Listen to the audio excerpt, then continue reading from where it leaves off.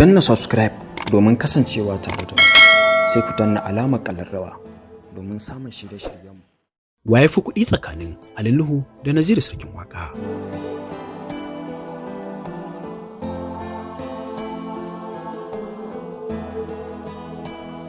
Assalamu alaikum masu kallo, barkanmu da wannan lokaci. Muna shigo wannan tashar tamu mai albarka kamar yadda shafin namu na Duniyar Kannywood ya saba kawo muku abin da ke faruwa a Kannywood.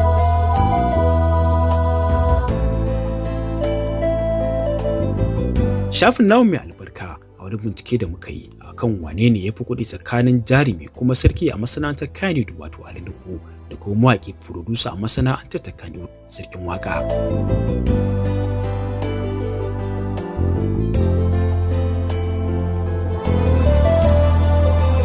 A yammacin wannan rana labarin da muke samu shine wasu daga cikin masu kallon shirin fina-finai wasu na masana'antar Kannywood sun yi hasashe akan dukiyar Naziru Sarkin Waƙa tare da Ali Nuhu Sarkin Kannywood.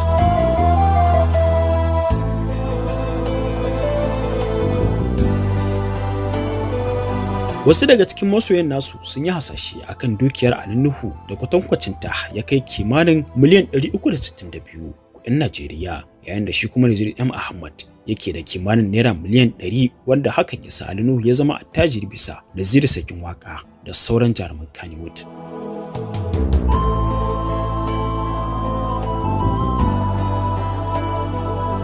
Duk da yake saura jarumai maza da mata suna ci gaba da tasowa wajen neman ingantaccen rayuwa da madogara na tattalin arziki a rayuwarsu ta harkar fim, masu karatu me kuke gani dangane da wannan hasashen da wasu mutanen suka yi akan wannan lamarin? Ku yi mana comment domin jin ra'ayoyinku. Mun gode.